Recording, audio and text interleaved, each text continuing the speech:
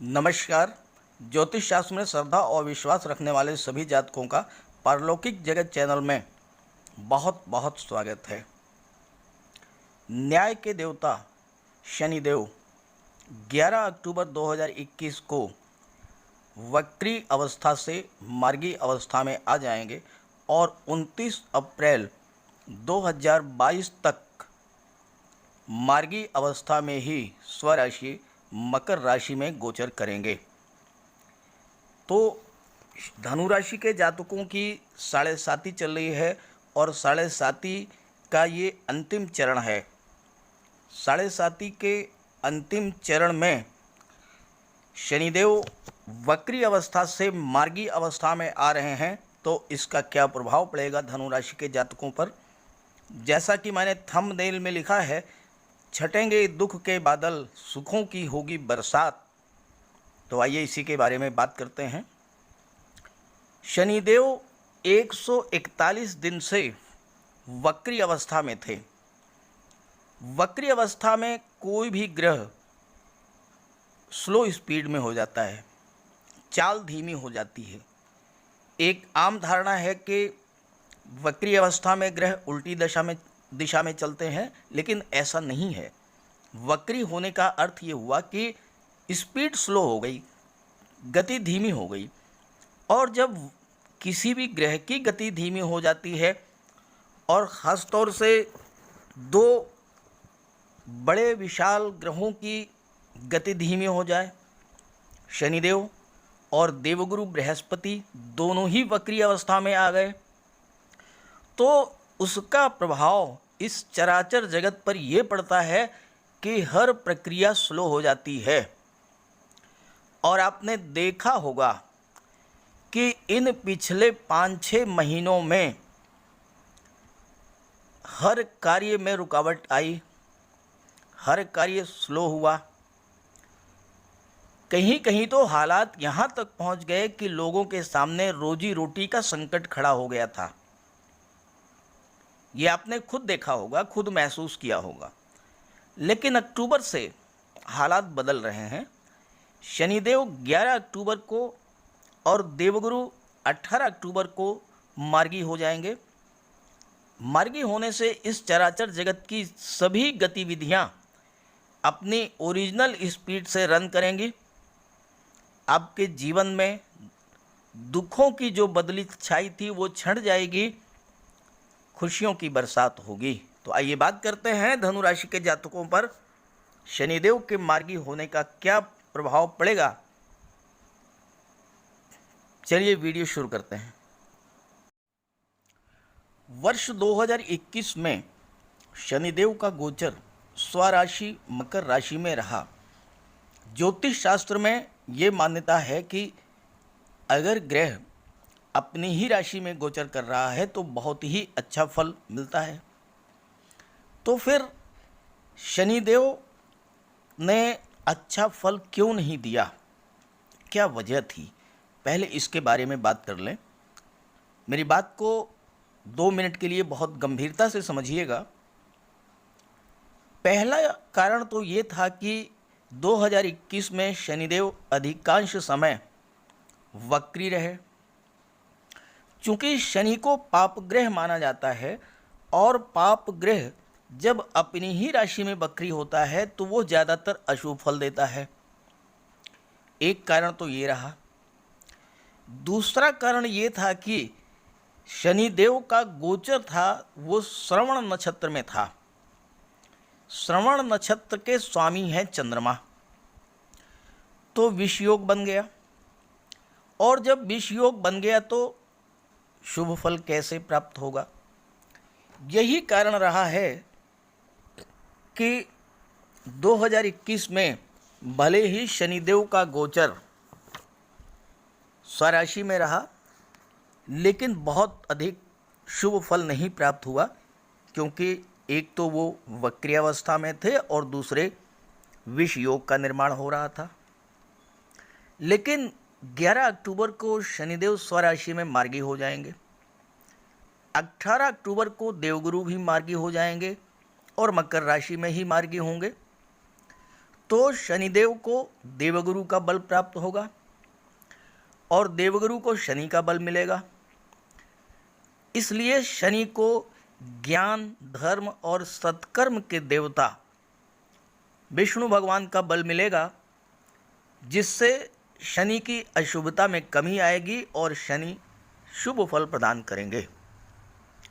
16 फरवरी को श्रावण नक्षत्र को छोड़ करके शनिदेव का गोचर धनिष्ठा नक्षत्र में हो जाएगा और जब ये धनिष्ठा नक्षत्र में आएंगे तो धनिष्ठा नक्षत्र के स्वामी है मंगल। शनि और मंगल की युति जो है वो बहुत ही श्रेष्ठ फलदायी होती है, खास करके टेक्निकल फील्ड से जुड़े हुए, कंस्ट्रक्शन वर्क से जुड़े हुए, oil, diesel, petrol, mines, mineral के क्षेत्र से जुड़े हुए जो जातक हैं, इन सभी को बहुत ज़्यादा लाभ होगा। इसके अलावा जो लोग लोहा, मशीनरी, कोयला, मार्बल, पेट्रोल, बिल्डिंग मटेरियल, न्यायपालिका से जुड़े हुए हैं, वकील या मैजिस्ट्रेट हैं या प्रॉपर्टी से रिलेटेड कार्य करते हैं, तो इन सभी जातकों के लिए बहुत ही शुभ फल प्रदान करेंगे शनिदेव।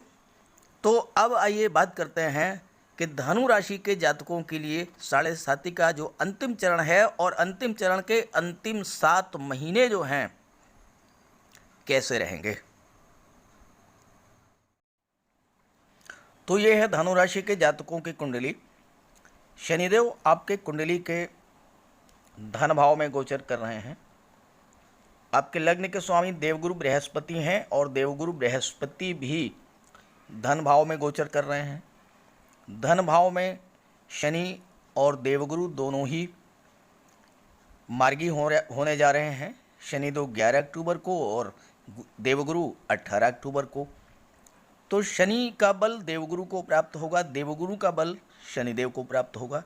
चूंकि ये गोचर धन भाव में हो रहा है तो सीधा सा अर्थ ये हुआ कि धन भी आएगा और धन का संचय भी होगा। तो आप एक सीधा सा सवाल करेंगे कि ये तो सभी कहते हैं धन आएगा, धन का संचय होगा, आखिर कहाँ से आएगा? धन का स्रोत क्या होगा? कौन सा धन आपको प्राप्त होगा? देखिए, शनिदेव मार्गी हो जा रहे हैं और जब मार्गी हो जाएंगे तो हर कार्य स्पीडअप होगा। आपका कोई सरकारी पैसा है, आपने कोई कंस्ट्रक्शन वर्क किया, कोई ठेकेदारी का काम किया, वो पैसा आपका रुका हुआ है किसी वजह से, वो पैसा आपको मिलेगा, आपका रुका हुआ पैसा आपको प्राप्त हो जाएगा, धन का आगमन हुआ। आपने किसी को धन उधार दिया था, वो पैसा आपको मिल सकता है। जिस व्यक्ति को आपने पैसा उधार दिया था उसके हालात में सुधार हो, उसकी आर्थिक स्थिति इम्प्रूव करे, वो आपका पैसा लौटाने की स्थिति में आ जाएगा तो आपको पैसा वापस कर देगा। तो इस तरह से आपको पैसा मिलेगा। तीसरी वजह, व्यापार या नौकरी के क्षेत्र में आप देख लीजिए, जब हर कार्य स्पीड पकड़ेगा, व्यापार के क्षेत्र में उन्नति होगी, व्यापार आगे बढ़ेगा, नौकरी में प्रगति होगी तो पैसा आएगा, धन आएगा। और आप देख लीजिए, अगर आप गवर्नमेंट जॉब में हैं, सरकारी नौकरी में हैं, तो आप देखिए कि 18 महीने तक डीए नहीं मिला था, उस डीए का भुगतान हो गया। भले ही एरियर नहीं मिला लेकिन 28% के रेट से डीए तो मिल गया। और अब देखिए कि शनिदेव मार्गी होने जा रहे हैं और उसके बाद संभावना है कि 31% के रेट से आपको डीए मिल जाए। तो विद इन 3-4 मंथ्स आपको जो है डीए का लाभ हुआ। और इस बात की भी संभावना है कि देवगुरु और शनिदेव दोनों के मार्गी होने के बाद जो एरियर है हो सकता है वो भी मिले। तो ये धन मिला कि नहीं मिला? ये पैसा मिला।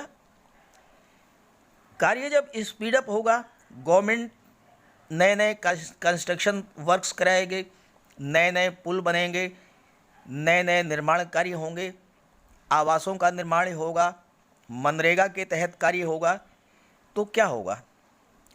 सरकारी कार्यों के ठेके मिलेंगे। जब सरकारी कार्य के ठीके मिलेंगे तो आपको धन प्राप्त होगा। साथ ही साथ किसी भी एक कंस्ट्रक्शन वर्क से सैकड़ों लोगों को रोजगार मिलता है। सपोज कीजिए एक पुल का निर्माण होना है, गवर्नमेंट ने टेंडर किया, आपने कॉन्ट्रैक्ट हासिल किया। अब पुल निर्माण के लिए लोहा चाहिए, मशीनरी चाहिए, मैन पावर चाहिए। तो आप जहाँ से लोहा खरीदेंगे उनको लाभ हुआ, जहाँ से मशीनें आएंगी उनको लाभ हुआ। जो मैन पावर हैं, ठेकेदार हैं, राजगीर हैं, लेबर हैं, या और भी जो कंस्ट्रक्शन वर्क में जुड़े हुए जितने भी कर्मचारी लगेंगे उन्हें लाभ हुआ। जब पुल बनेगा लोहा लगेगा, सरिया लगेगी, सीमेंट लगेगा, माइंस और मिनरल्स से कार्य से जुड़े हुए रेता, बजरी का, सीमेंट का जो कार्य करते हैं उनको लाभ होगा। तो एक कार्य से सैकड़ों लोगों को धन का लाभ होगा। तो ये धन भाव में शनिदेव का जो गोचर है, देवगुरु का जो गोचर है, मार्गी होना, जो लोग भवन निर्माण की सामग्री का विक्रय करते हैं, स्पेयर पार्ट्स का विक्रय करते हैं, कबाड़ी हैं, जो प्लम्बर हैं, जो सड़क बनाते हैं, मरम्मत का कार्य करते हैं, लकड़ी, लोहा, कोयला, चमड़ा, जूता, ये सारे कार्य जो लोग करते हैं उन सबको लाभ होगा, धन की प्राप्ति होगी। तो इस तरह से आपको धन की प्राप्ति होगी शनिदेव के धन भाव में गोचर करने से। शनिदेव को 3 दृष्टियां प्राप्त हैं, तीसरी, 7वीं और 10वीं। शनिदेव की तीसरी दृष्टि आपकी कुंडली के चतुर्थ भाव पर पड़ रही है। आइए इसके प्रभाव के बारे में बात कर लेते हैं। शनिदेव की तीसरी दृष्टि आपकी कुंडली के सुख भाव पर पड़ रही है और सुख भाव के स्वामी हैं देवगुरु बृहस्पति, जो कि शनिदेव के साथ धन भाव में गोचर कर रहे हैं। चतुर्थ भाव से सुखों का विचार किया जाता है। देवगुरु की कृपा से आपको धन और सुखों में तो कोई कमी नहीं रही होगी, लेकिन आपके पास सब कुछ है, बहुत कुछ पैसा है, लेकिन मानसिक शांति नहीं है। घर में तनाव का वातावरण है, परिवार में कलह का वातावरण है, भाई बहनों से टकराव की स्थिति है, चचा ताऊ से नहीं बन रही है, चचेरे भाई बहनों से संबंध अच्छे नहीं हैं। तो वो पैसा भी आपको सुख नहीं देता है। तो अभी तक जो पारिवारिक क्लेश की स्थितियां थी वो दूर होंगी। भाई बहनों से, चचा ताऊ से रिश्ते आपके सुधरेंगे। माँ के स्वास्थ्य में, चूँकि चतुर्थ भाव से माता का भी विचार किया जाता है, तो माँ के स्वास्थ्य में जो परेशानी थी वो भी ठीक होगी। और साथ ही साथ अगर माँ से या पिता से आपके संबंधों में कोई खटास आ गई थी, कोई मतभेद था, वो भी दूर हो जाएगा। रिश्तेदारों से, मित्रों से, छोटे भाई बहनों से सहयोग मिलेगा और उनसे लाभ भी होगा। साथ ही साथ अगर पैतृक संपत्ति को लेकर किसी तरह का विवाद हो था तो वो विवाद भी आपस में बैठ करके सुलह समझौते के तरीके से हल हो जाएगी। परिवार में आपकी इम्पोर्टेंस बढ़ेगी। कार्यस्थल पर भी जो शोषण और तनाव की स्थितियां बन रही थीं वो समाप्त होंगी और आपको सम्मान प्राप्त होगा, लोग आपकी बात को मानेंगे।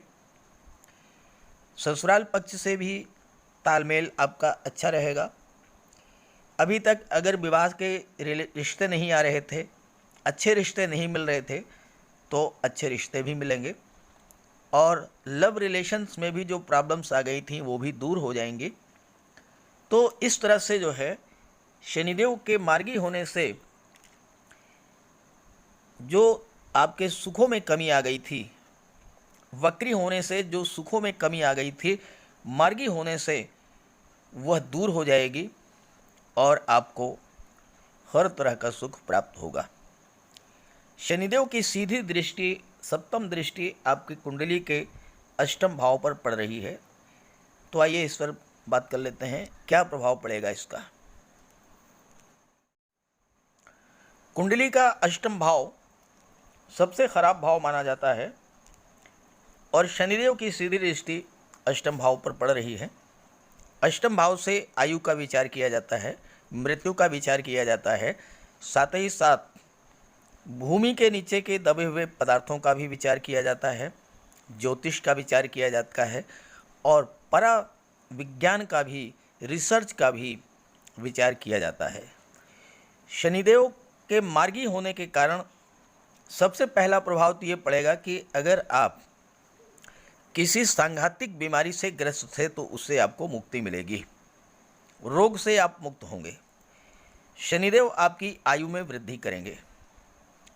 अगर आप ज्योतिष, पराविज्ञान, अकल्ट साइंस, रिसर्च, रक्षा अनुसंधान, इन सब कार्यों से जुड़े हुए थे तो आपको अपने कार्य क्षेत्र में बहुत अधिक लाभ होगा, आगे बढ़ेंगे आप।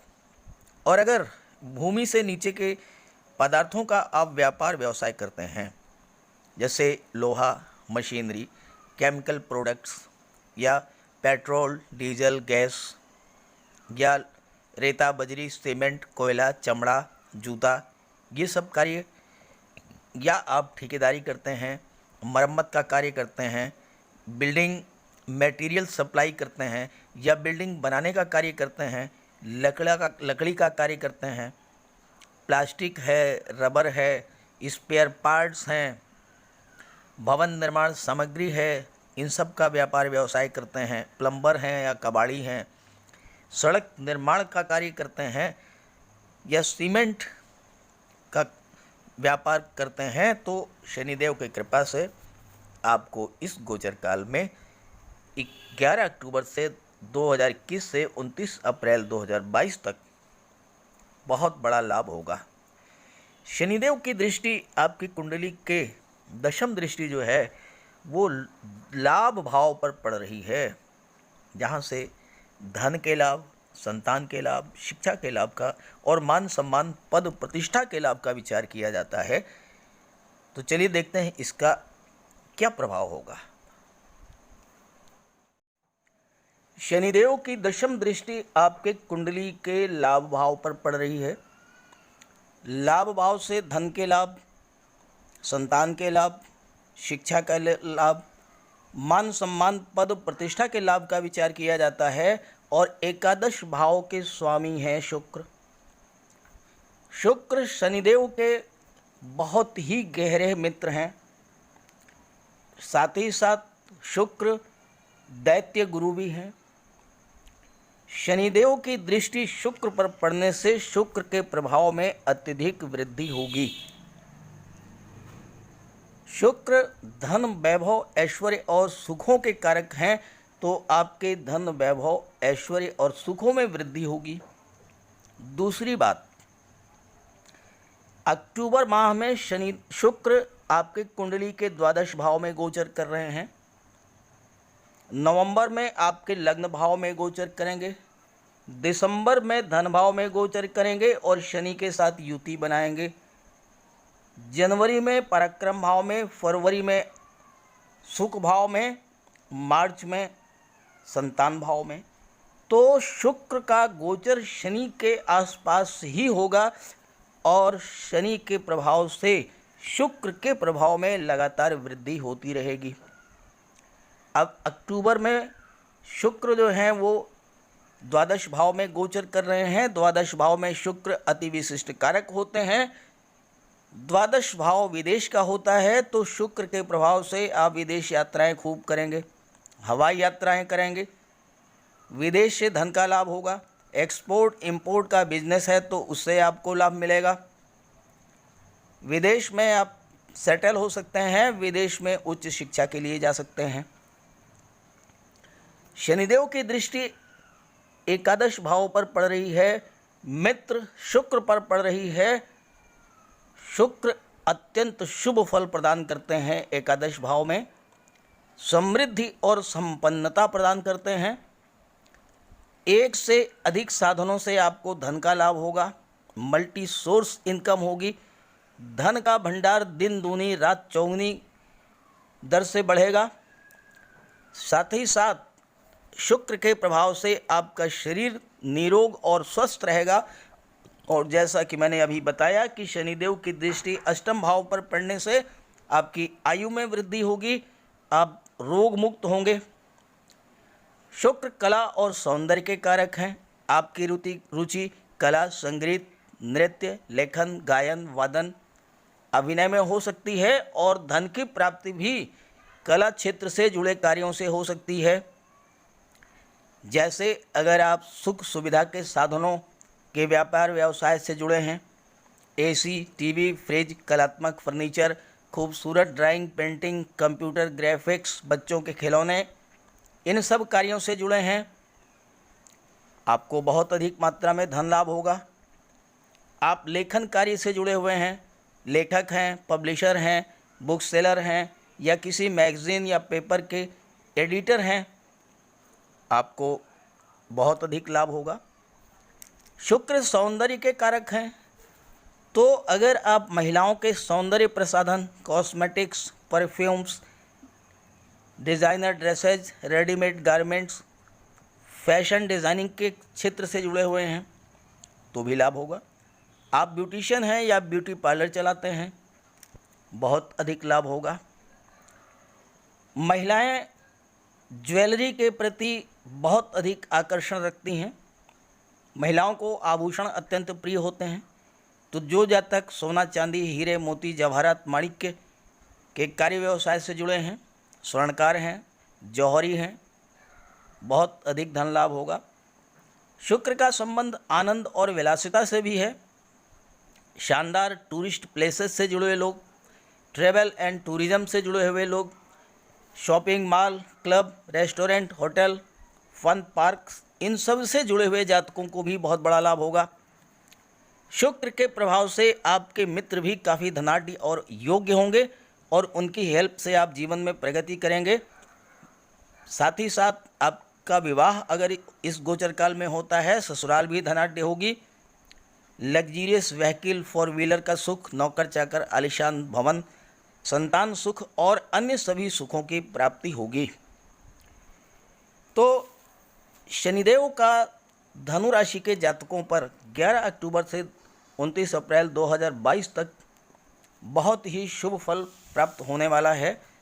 आप इस अवसर का लाभ उठाएं, लेकिन कुछ सावधानियां रखें और कुछ उपाय कर लें तो शनिदेव की कृपा दृष्टि आप पर बनी रहेगी और आपको इन महीनों में, 7 महीनों में 29 अप्रैल 2022 तक वह सब कुछ प्राप्त होगा जो आपने खोया था।